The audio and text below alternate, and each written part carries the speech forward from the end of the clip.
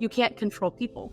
I think high standards are what help people raise to the level of their potential. The goal is not about making your brain to stop thinking thoughts. It's allowing the thoughts to be there, acknowledging that they exist, and then moving on. Awareness is the absolute first step. You have to know how you think first. And that means you have to look in the mirror and get comfortable with what you see, and long enough for it to make you uncomfortable to not stay the same.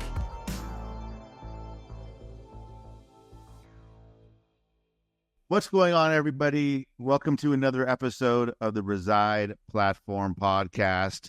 My name is Suneet Agarwal. I will be taking you on this podcast journey today.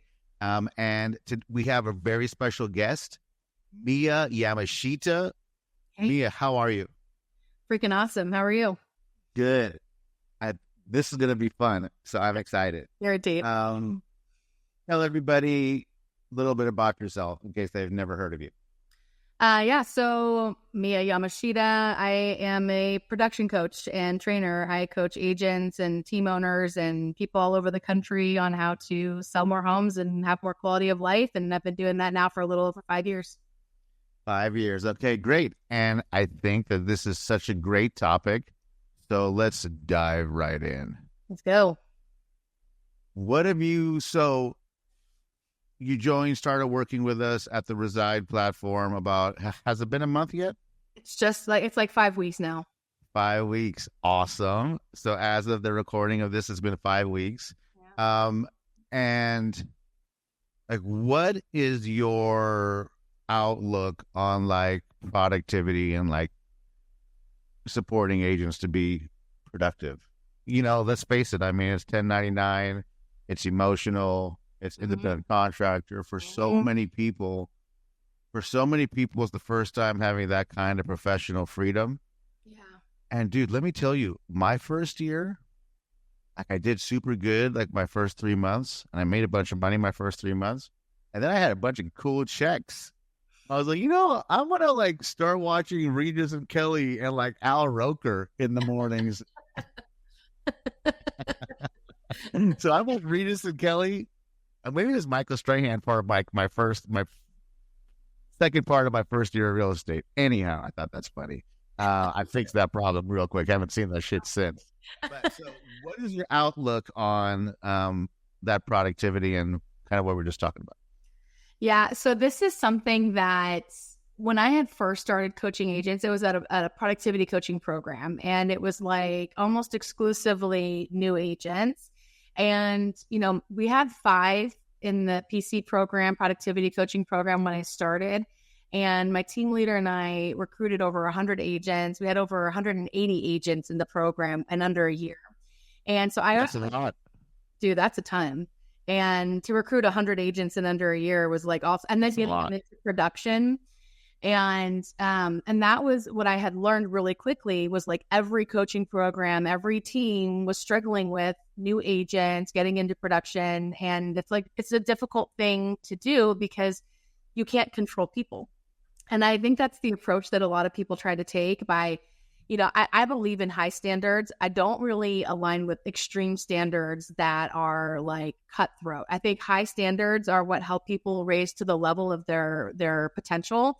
And extreme standards that are like super cutthroat is more of a way to, exert power, and it's more ego driven oftentimes. And so absolutely, I learned how to meet people where they were at, and realize that it's not that there's not a one size fits all, because it's very simple, right? You lead generate and you follow up and you work the transactions in the business and you keep that motor going over and over and over again.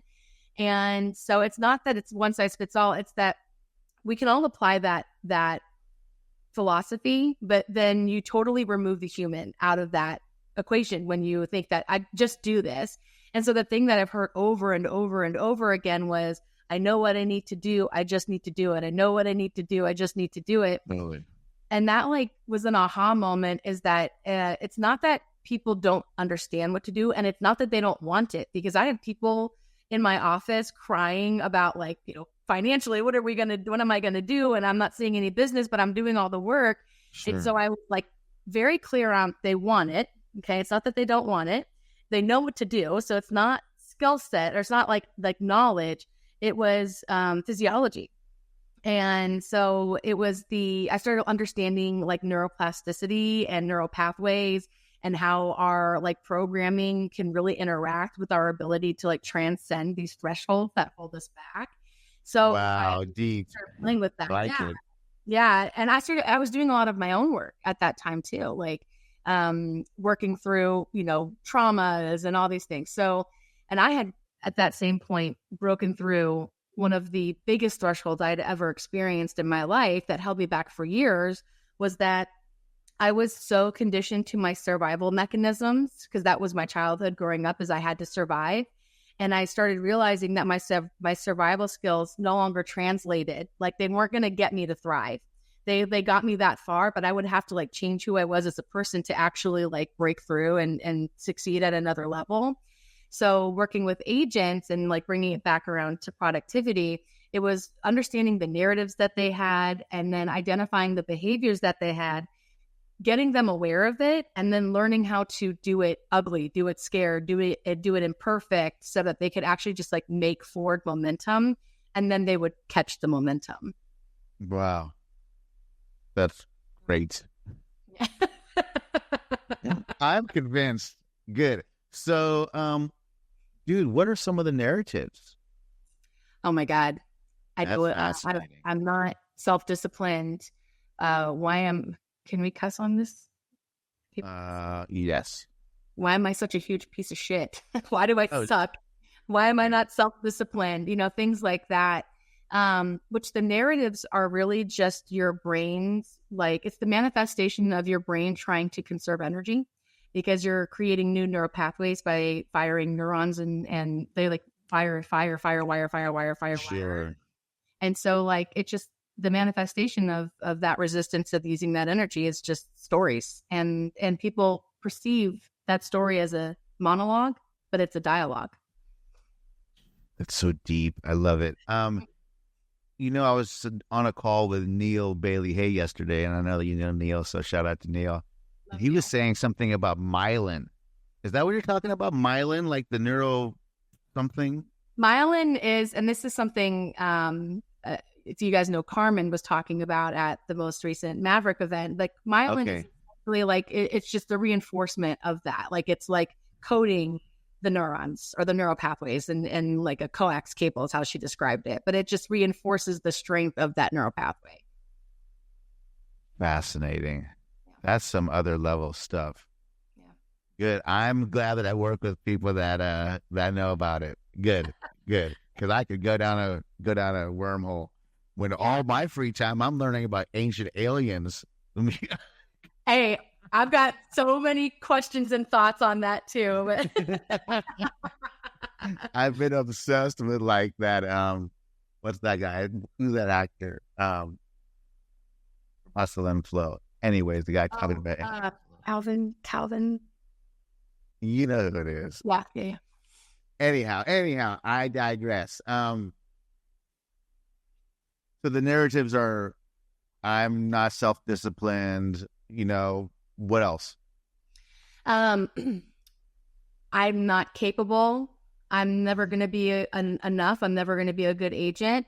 Sometimes, and this is like one layer deeper here, is that subconsciously we're feeling those things. The narratives may not sound like that, but oftentimes everything really boils down to feelings of unworthiness, feelings of inadequacy, feelings of shame. And those are really palpable, powerful emotions. And so they are what I would call macro emotions. And the micro emotions are feelings of I'm feeling inadequate, that I'm feeling dismissed. And so there's this term, this phrase called name it to tame it. Dr. Mark Brackett, he wrote a book called Permission to Feel. He's I think like a professor at Stanford or Yale. Wow.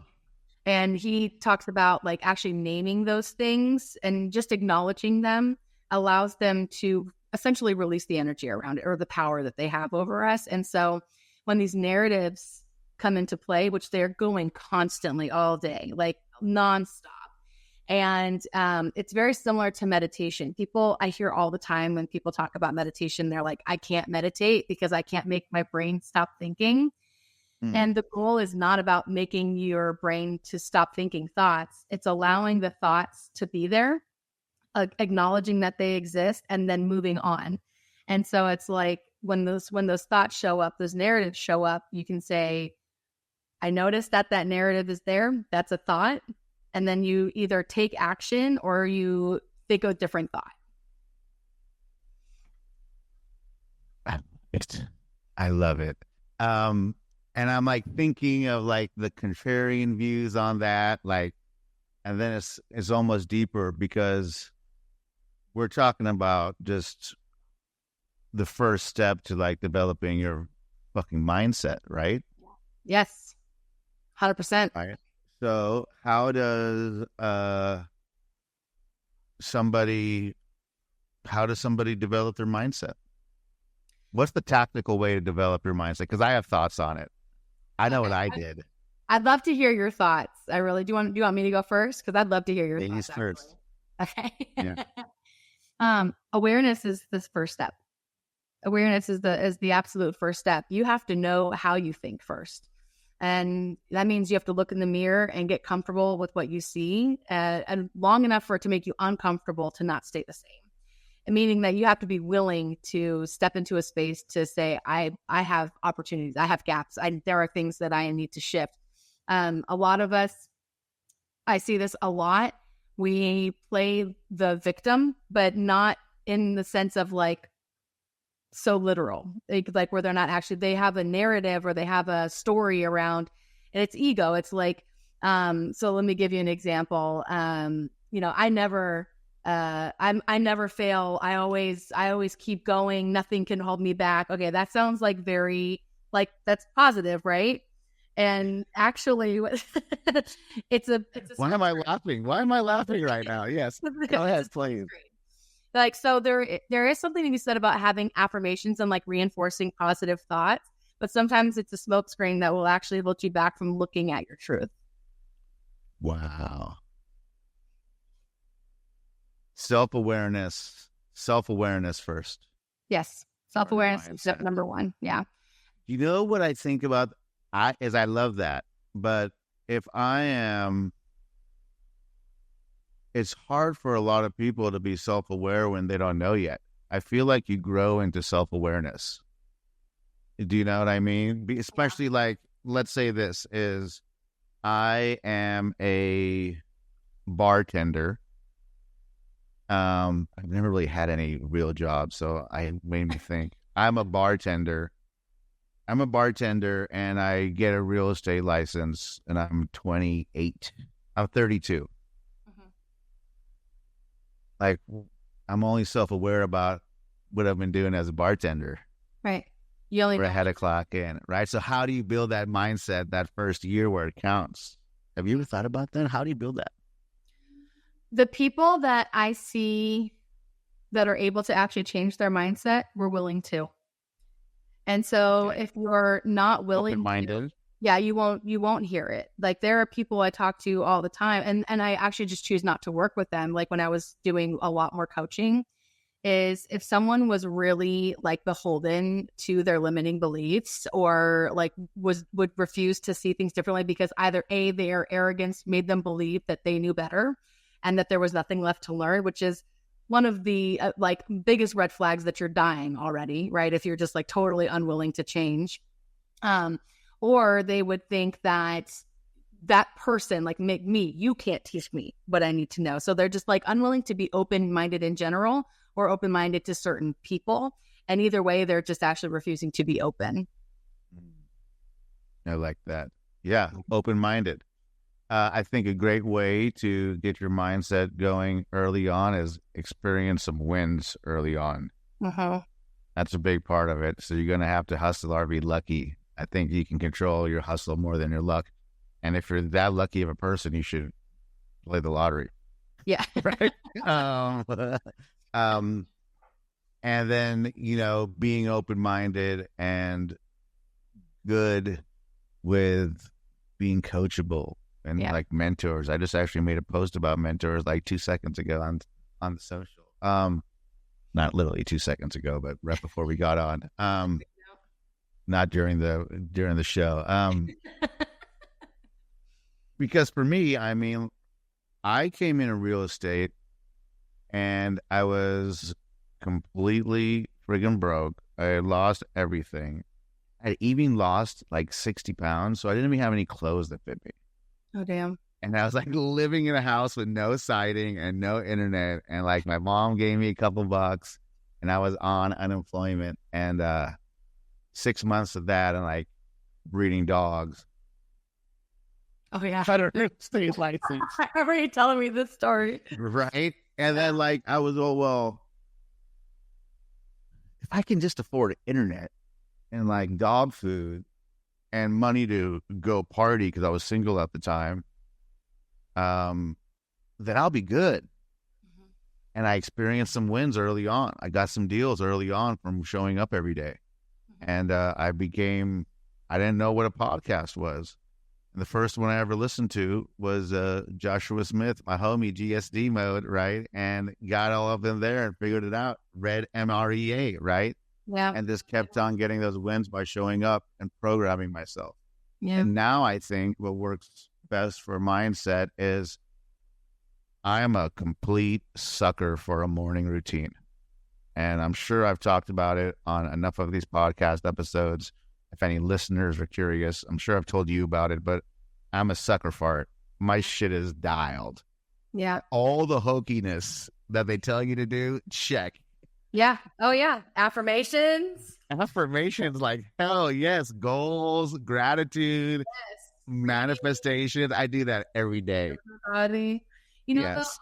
Suneet, I have a question because I would argue that even after you had this kind of big failure and then you were like, get these small wins and you like built yourself back up, I would argue that you already had some pretty significant conditioning around overcoming, breaking through, working hard. Like because before you lost everything, you had built something pretty big, right? Pretty twice. That was the second time I lost everything in 10 years. So yeah. Painful. But you also had that conditioning from a young age to like succeed and to be good and to like win. And I know enough about you now to know that you will always do that on your own terms, not somebody else's terms. Hell no. Yes. So that may be why sometimes it can look, it may be like, because I know you told me too, like when you were younger, it was like, I'm going to do what I want to do. And it wasn't necessarily what other people wanted you to do. And there was some, probably some volatility wrapped around that and like getting to the point where you had, gotten to your version of success. But you're programmed for that. Like that's in your DNA. It is. That's not everyone's experience. Yeah. And it's kind of funny. And it came from programming, right? Like getting educated with the right stuff. Yeah. It's funny. I think I just made a reel about it. So check out my Instagram in about a month. Is like one of the first books my dad ever gave me was Think and Grow Rich. And I was oh, cool. I was like 12. I was all, like I'm going to fucking figure this out. And then I read the book and I was all, what the hell? This is the hokiest thing I ever read in my life. Where are the sword fights? Yeah, right. We're at the sword fight. I thought there was like some kind I read. I was over there. Is there like a page I missed? Anyways, good.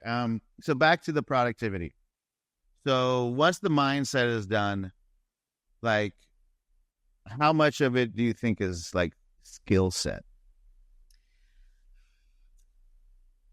I used to think that you had it or you didn't. And I don't subscribe to that anymore. Oh, wow. Really? Okay, good. Okay. Because I've worked with thousands of agents now. And when I first got started in my coaching program, there were a couple of people that I was like, these people don't have it. And I think that was more my ego than anything. It was more of like a projection of my own insecurities or my own like hubris, because I would look at someone's potential and say, it's very clear that either you've got it or you don't. And then there was this one chick, and I'm not going to say her name because she's still in it. I did, and I would hate if she knew this. I was like, she's not going to make it. There's no way she's going to make it. And she ended up being like one of the top performers in the coaching program. And like, she would great. My FISBOs every freaking day. And she didn't have like the same energy or personality. You know, she was just different than the rest of them. And then there was another guy that he worked at, he like managed Domino's, like back home. He had like 50 people in his phone. It was one of the smallest spheres I've ever seen. And he's a top performer. And like a lot of the people that I coached back in the beginning of my productivity coaching program had been licensed for a year and never sold a home, or maybe sold like one home. And many of them are still in the top 20% of their market right now. Like I recently saw some of them at a conference and they're still fucking killing it. And that's so great. Like, I learned that and anybody can be successful at it if they do the work, and they will find their people. They may not be like the quintessential leaderboard leaders, but they find a way to get into their niche or into their community or into their sphere in such a way that it brings them business. And I kind of look at it like love. Like there's somebody for everybody. Like that might not be your peach, but it's somebody else's juicy peach. So like skill set matters. I'm not saying it doesn't, but overall relationships have been what actually transcend people beyond their like potential cap, their skill set cap. Fascinating. How to build relationships. Tell me, what do you think about scripts? I'm a big fan of scripts, but here's my approach on scripts. Scripts for the sake of scripts are not helpful. So like, for example, when I first started scripting, if the appointment had become available to me when I was an inside sales agent, I would stick to the script until I got, even if they had given me the appointment, they were like, they gave me the end midway. I was so conditioned to stick to the script that I would lose the opportunity because I would take them all. You sell beyond the close, for sure. Yeah. So I think I look at scripts like a GPS. If I'm like let's say I move to a new area, I have a new job, and I don't know anything about the area, I plug my address into the GPS, and I follow every single prompt that it gives me so that I'm there on time. I don't, jeopardize my job or my reputation by being late. And if it tells me slight right in 250 feet, I go slight right in 250 feet. And I don't try to wing it at all. I do exactly what it tells me to. And I do that for a while until eventually I start internalizing the route. And I realize, oh, there's that billboard. My tourist coming here, or I know this, line of trees. I've got to get into the next lane. And that internalization eventually helps me look away from my GPS. And then eventually I've internalized that route so well, maybe I've been thrown off of that route a couple of times because there was traffic or there was construction, and I found a better way to get around. And now I've customized my route. I know I could take this street to avoid getting stuck in this where the train is or whatever. And so the way that I didn't make this up, but memorize, internalize, and then customize. So scripts are really just a way for you to get to your own internalization and customization of that conversation, where you can eventually customize it to who you are as a person, but you need to know how to actually get where you need to be first. So a lot of people try to customize up front and they fuck it all up because they don't actually know how to get to the close, or they don't know how to actually get to how to manage reframing and objection. And they do things that make them feel more comfortable in that conversation, and they swap the order. So scripts are great, but they're a means to an end. I love it. And I always say that too. I'm all like, learn all the scripts you want, but see which one you can internalize. Yes. And resonates with you, and then run with that one. Yeah. With the training, well, for me, my business, so here's your chance to coach me, and I'm looking forward to it, is like, I have ISAs, and I love them. They're almost all overseas. So if you're watching this or listening to this and want more information on ISAs, I have a free ebook you can download, and we'll make sure to add it to the link. And your ISAs are legit. Like, I've met them. They are awesome. Yeah. Yes, because it's been a long time working at it, right? So for me, the scripting on the phone becomes less important. I have a Band-Aid on it called ISAs in the Philippines, right? That's my Band-Aid on that. But the scripting at the first appointment with a prospective client becomes even more important. And that's a situation where any leader, and I joke about this on stage, you'll hear me say this joke very often because it's one of my go-tos, is we, on phone calls, we're able to keep the recording of them and coaching. But on showings, you really don't know what's happening unless you put a body cam and like a speaker. Like, that's my joke, right? And then you know. Not the worst idea you've ever had. Yeah. It's $97 to get it from friggin' Amazon. It'll be here tomorrow. I look every day. But today's the day. But however, what's your idea? Like, what's your training process on like those first appointments? Help me out there. I actually don't address the appointment itself first. We have to address certain competencies that actually cause a lot of hangups or failures inside of the consultation. Number one is a lot of the people we work with in the industry are high I, high Ds, like they're personable, but they also like, let's go. But it's weird that I think this is correlation, not causation, that there are so many that are like textbook people pleasers and that are in the organ because they love saying yes to their clients. They love being there's a lot of provers and performers inside of this industry. And one behavior trait that a lot of people pleasers have is this compensatory behavior to over-explain so that they feel understood, because people pleasers often don't feel understood or they're worried about not being understood. And so they overtalk a lot. Hot kettle. And that like self-work. At least you know. Oh, yeah, I do. And we also tend to over-intellectualize things. And so that's another thing that causes us to like really over-explain. And so when you're doing that with a client, sometimes you can unintentionally give them objections they never were going to have. They could feel so disconnected to you because you've taken up all the space in the conversation trying to display value or prove worth, that you like completely eliminate any ability to create connection. So there's 2 or 3 things, and I think it's 3, but I'm kind of going off the top of my head here, that we address like immediately inside of training. Number 1 is get really good at asking questions. So I jokingly call it, we start brainwashing you right away to ask questions. There's like several things that we do. Number 1 is we read from this book, Exactly What to Say for Real Estate Agents. Never read it. No, you're lying. Never read it. Dude, you will love this book. It's Jones, Smith, and Mackin, but Phil Jones is kind of the face of this book, and he's like this English guy. But yeah, I've seen him on the socials. He's good. I'm sure he is.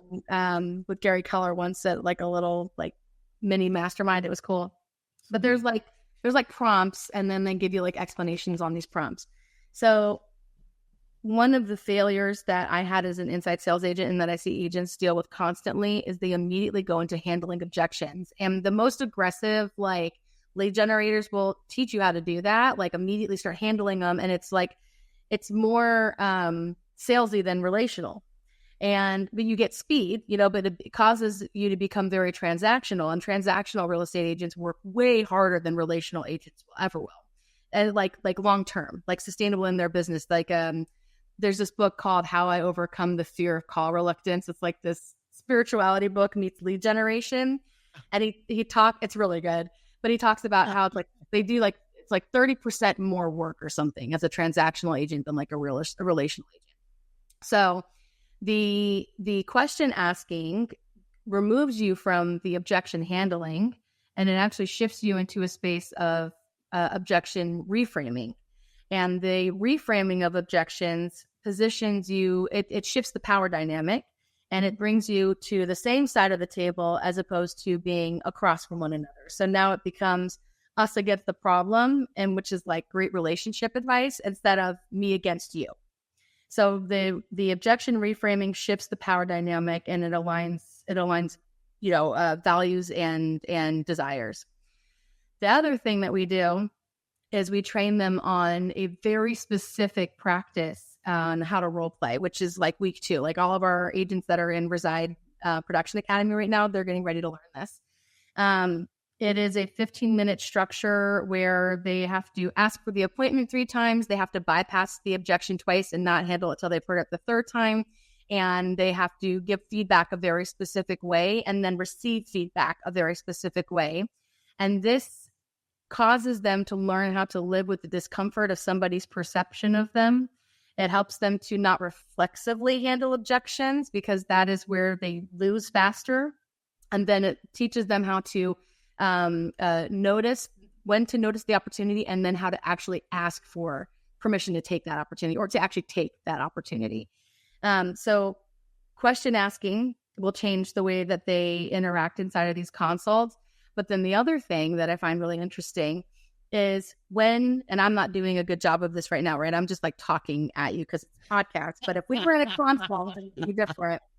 When you ask somebody questions and they answer them, they feel connected to you. So when I'm talking about me, when I'm talking about my thoughts, my passions, my fears, whatever, and you're holding space to receive whatever I'm saying, I feel more connected to you.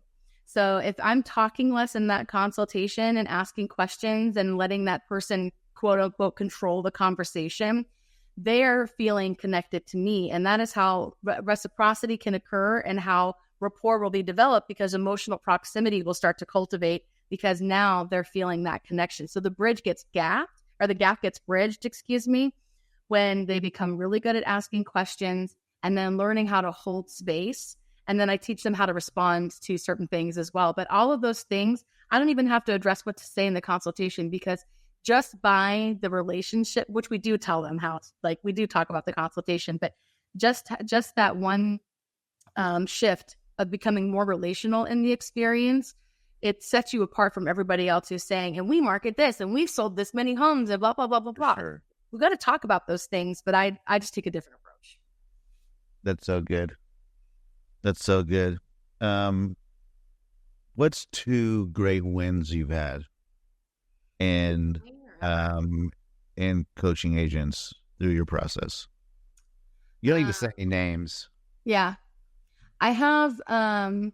Or were those 2 people, those 2 wins? The one you said that was the pizza guy, and the other lady. Oh, okay. So actually there's one woman that I will, it's a different woman, but she's in the top 20% of her market center too. And when she first got started, she did not want to call anyone in her sphere of influence. She was one of those agents that had been licensed for a year, never sold a home, or maybe it was like 1 home sold. And she was like done. She was leaving the brokerage. She was leaving, like she was done. She was done with us, disappointed. I got her to stay, talked her off the ledge, built a relationship with her. And like, dude, she didn't want anything to do with me when we started, because first of all, I was barely vetted when I started this coaching program. People knew I was an inside sales agent, but I didn't have any coaching experience other than doing some conversion coaching for agents. So I didn't have any credibility, and all I had was the willingness to like be alongside her and to like figure it out. And sure. So like I pushed her to talk to her sphere of influence. And she was like, no, she instead decided to get her ass kicked by expireds for months. She was terrified of her sphere. She finally starts calling her sphere. She gets this one guy that she didn't talk to for like 10 years because she was like, she thought he hated her. And it was this whole thing. Turns out he had a ton of business to give her, and her business blew up. And so she's still in the top 20% of her market now, which is insane. Yeah. From where she came from. And then a second win, gotta pick one. Jenny Thomas comes to mind. She's someone I really love and admire. She's a current coaching client that I have right now. She's done 50 units in a year before, but she had a lot of that feast famine in her business. And we have just been like for the past 2 years really digging into the things that hold her back from being able to get consistent. And it's nowhere near perfect, but like her business now looks completely different than when it started. Like we're basically getting her to 2 a month, 3 a month, 4 a month, and creating sustainability. And so I have this pipeline tool that I use with her, and I use with all my coaching clients, and like it's a game changer. Good. I have notes. I don't know which way to take them. Do you teach people how to be likable? Well, how important do you think being likable is in getting success? Do I go down this rabbit hole right now? I think it's subjective. I think the way we perceive likability is like, I'm perky and I say yes and I have no boundaries and I'll do whatever you ask me to, and like I'll just be like a servant to you in this transaction. Fascinating. That's interesting. And I don't think that I have a question real quick. Yeah. Sorry to interrupt you. Have you read Influence by Cialdini? Influenced by whom? Robert Cialdini. I'm gonna buy it now. I have like 4 copies here. Okay. So, however, Nick reads it once a year. Okay. And for everyone listening, that's Nick McLean, is one of the smartest dudes I know, and he reads it once a year. I've read it twice. It's about like the laws of persuasion from a Stanford dude, Robert Cialdini. It's like I recommend that book every week. So okay. Read it, because there's a likability thing in there. And I want to come back to you on the likability. I'm going to get you back. And I want you to read that chapter first. And then we'll come back, because I'm going to have you on again. So, okay. Yeah, well, I do think with likability, the better you are at holding boundaries, the better you are at knowing what you will do, won't do, which is essentially just boundaries, but like not being a people pleaser about it, but having like, I think it's a respect thing more than it is like an admiration thing. Okay. Because retrospectively, like I think knowing the likability thing from that book, that's one of my superpowers. Okay. Can you tell me about it, or do you want me to wait to read it? I want you to read it. Yeah. Okay. I will. Nick has me reading Thou Shalt Not Prosper right now, and I'll be done with that hopefully by, I don't know, next week, and then I'll pick up Influence. Yeah. And then right after that, I want to take the next spot too. You got to read Meditations by Marcus Aurelius, the Roman emperor. Okay. Thanks. Okay. And there's a specific version, and it has like a red crow on it, because there's many adaptations. I have multiple copies of that too. Everyone listening, go get Meditations, the one with the red crow on it, because it's red or black crow. There's so many copies of it out there. I mean, the book was written like, the time that they were making the movie Gladiator. That's the same guy, right? Marcus Aurelius. So then Maximus, that story is not true. However, all that other stuff is true, and he wrote a book, and it was originally in Roman or Latin or whatever. And so make sure you get the right copy. So you, especially me, I read both of those. I will. What advice do you have for agents out there listening to this right now? Any general advice at all? About business, how to succeed today? Abandon the need for it to be perfect or to look a certain way, and master the art of showing up. And that will cause you to get 1% better every day. Have you ever written that down? I talk about it all the time. It's from, Write that down. That's a writer downer. Okay. Say it one more time. Abandon the need for it to look a certain way, or abandon the need for perfection or for it to look a certain way, and master the art of showing up, and that'll cause you to get 1% better every day.